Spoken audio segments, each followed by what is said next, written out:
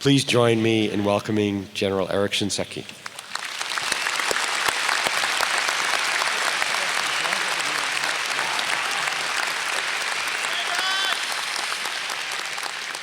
Well, good afternoon, everyone, and aloha. And I know tomorrow's Mother's Day, so let me invite all of us to wish mothers a happy Mother's Day to all the mothers in the audience.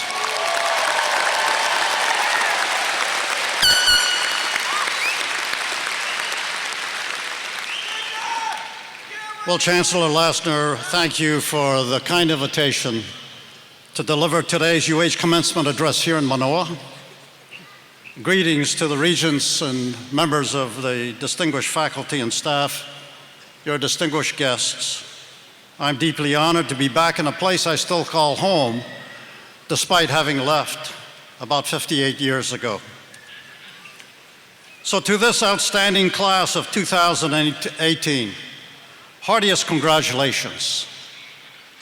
We're all thrilled to be here to honor and to celebrate this wonderful achievement, monumental achievement in your lives. None of us makes it to college commencement entirely on our own, as the Chancellor has pointed out. So we thank and congratulate all those who enabled your journeys to this stage, your families, moms, dads, uncles, aunts, siblings, friends and loved ones, some who sacrificed in unbelievable ways for you to have this moment. So be proud. They certainly are. You're the product of their dreams. My purpose here today is pretty straightforward. Like the guy singing the national anthem at an NFL football game, no one came to hear him sing, but the game won't start until he's done. And then from what I remember of my own college graduation, you won't remember anything said here today by the end of the ceremony. By tonight, you won't remember who spoke here. In fact, by tomorrow, some of you may not even remember having graduated today. So let me do my part and let the celebrating begin. I was born on the island of Kauaʻi about a year after the attack on Pearl Harbor. And every time I make the mention of that to my grandchildren, one of the seven will say, "Grandpa, Pearl Harbor happened in the first half of the last century. You know that, don't you?" I grew up learning to swim, fish, and frolic on the mighty Wailua River on Kauaʻi. I should say that a little deeper, mighty Wailua River. I and my friends learned to build three-man canoes there, and we called them three-man canoes because it took two of us paddling for all we were worth and the third bailing for his life to keep that canoe from going under the mighty Wailua. The canoes weren't very good, granted, nowhere close to being watertight. But just as in life, you get better at things even when you fail if you persist. And we did. And in that process, we learned not just how to swim and fish, but also we learned things about self-reliance, independence, adapting to make things work, and taking care of one another. Lessons that stuck for a lifetime. Well, today's my first UH commencement ceremony. You see, I went to college on the mainland and then served in the Army for about 30 years, and today I walk with a limp, I have double vision, and my hearing is not so good. You too will be 75 someday. But these afflictions are merely the stings of an active operational life. And I know there are others in the audience today who share those afflictions with me. So let me invite all the veterans who are able to stand to please stand. If you can't, raise your hand. Let us acknowledge your service to our nation.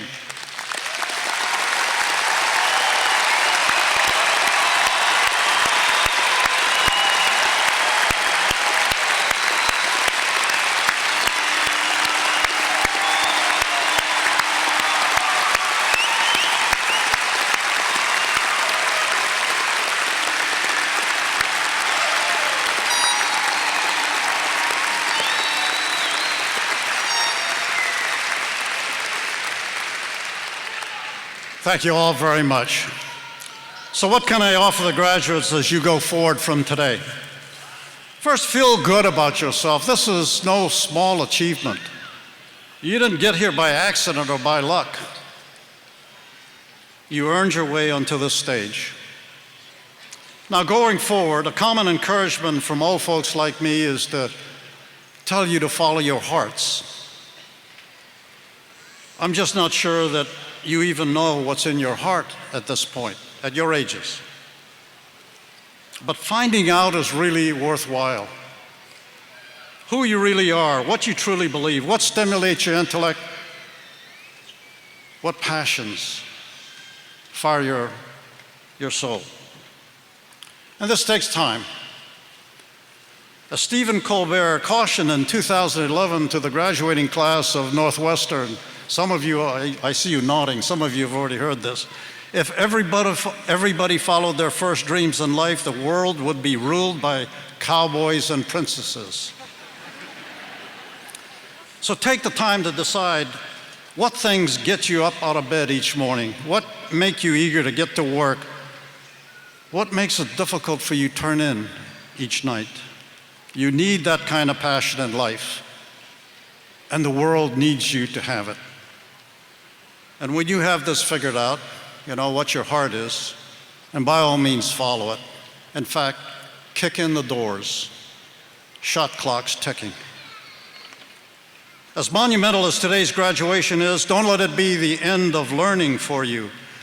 Curiosity is fundamental to the human condition. I'm always suspicious of those unmanned technologies. There's always one of us that wants to know what's over the horizon and not be programmed by the technology. Curiosity is fundamental. It fuels that search to know what's in your heart. It stimulates intellectual growth. So stay curious. And as you grow, challenge all the assumptions that pervade our daily lives. The ones that tell you this is the way you have to do things because. The most powerful words in your vocabulary are the ones that end with question marks. Do you know? Can you explain why? How? Who? When? Questions signal an open mind and a willingness to listen and to learn. They also expose vulnerability. Your willingness to admit that you don't have all the answers and that you need help, that you care about what others think, and that you want to grow. But such vulnerability takes self-confidence. How much more powerful of a message can you send to the people with whom you work? And next, to echo Chancellor Lassner again, you live in the best place on earth. You live in the best place on earth. Now, I see some reactions out there, like the reactions I get from my family and friends when I say Hawaii is the best place I've ever been to. I usually get, this dinky place? I've traveled a good portion of the world for much of my life. This land, our people, our cultures, this close relationship with nature all makes this a special place on earth. And I say that even though I know that torrential rainstorms and volcanic eruptions always challenge us, and my heart goes out to those who are still dealing with that, but I've lived much of my professional life in the out of doors. This place is special. Don't take it for granted. It takes work to preserve something that's beautiful.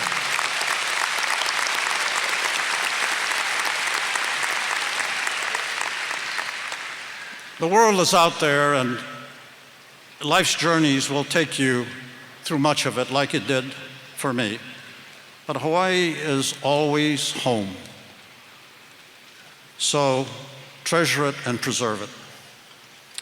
In 1985, when I was still serving in the Army in what was then Cold War Germany, a senior US commander delivered a Memorial Day address which stuck with me for over 30 years. He just died this week, and with Memorial Day coming, I thought I'd share a few of the words that he uttered 30 years ago. Pretty simple and straightforward, just an emphatic statement on his part. I know that when I die, I will die a free man, on my feet, not on my knees, with my head up, not bowed to anyone. It was a simple declaration. And I'm sure, as powerful as those words are, they probably did not originate with him, nor was he the only person to use them. But 30 years ago, that statement struck me because it sort of reminded me that I had been taking my citizenship a little bit for granted. You see, I could make that same declaration, and so can you. And because we can, our children and grandchildren will inherit and share in this legacy of free people. I know that when I die, I will die free, on my feet, not on my knees, with my head up. You see, only the free who love freedom and liberty enough to fight for it can bequeath such a gift to others. The shackled cannot, the free who are not willing to fight to defend it cannot. Only the free who are willing to commit that freedom and liberty are important to our way of life can preserve it and then pass it on to others. We shouldn't take either our freedom or our greatness as a nation for granted. Less than 1% of Americans serve in the military today. That's not a pejorative statement, that's just a statistic. Serving in the military is not for everyone, but we can all exercise the right to vote and decide who will lead us. I've served in places where citizens don't have that right. In 1997, I was part of an international contingent of some 41 nations that went to Bosnia-Herzegovina. To implement the Dayton Peace Accords were intended and were designed to move this former communist state in the direction of democracy. We helped conduct Bosnia's first ever free nationwide elections. Bosnians lined up early, hours of darkness, standing in line for hours, waiting for their first chance to cast a ballot. We have a less than stellar record of getting people into the voting booths in this country. But you see, when you've waited a lifetime for the chance to elect those who will serve as your leaders, no one gives up their place in line. So let's do our part by participating in our government. Read, study, be informed on the issues, and then stand in line to vote. And frankly, if all you know about the world and its most pressing problems comes from 30 minutes of televised news each evening, I'm not sure that's enough to grow an informed electorate that keeps our democracy strong.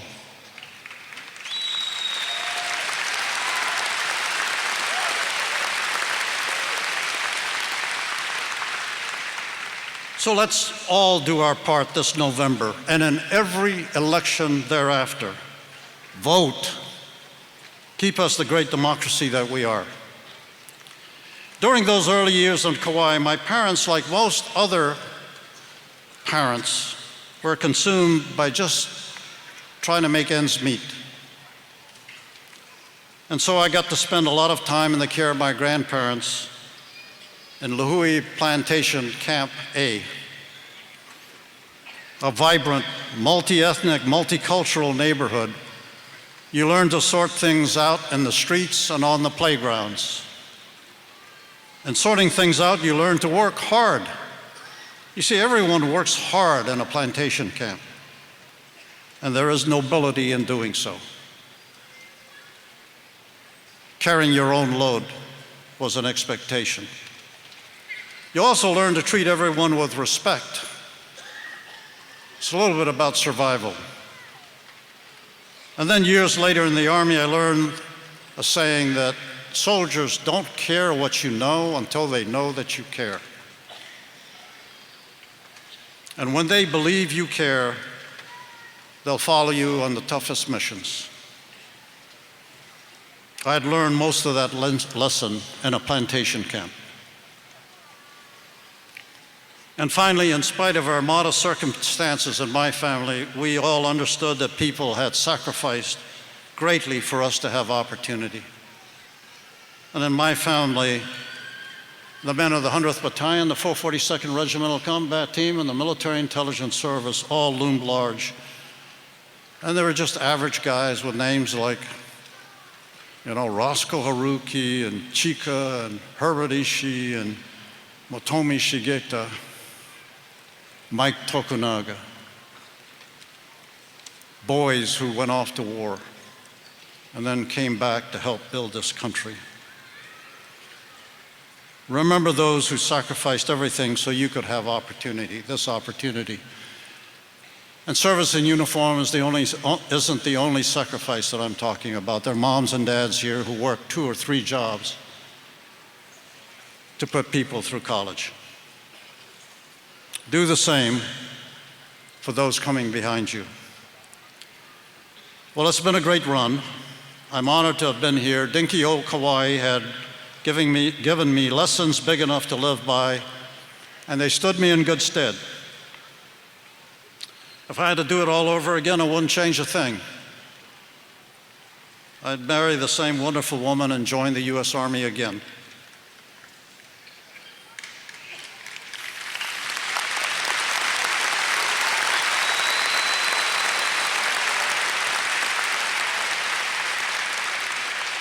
I wish you all luck. Swing for the fences, as they say in baseball.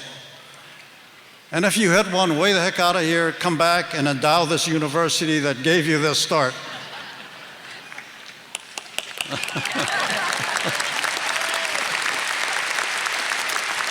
So congratulations once again. Good luck. Find wonderful and purpose-filled lives. Aloha.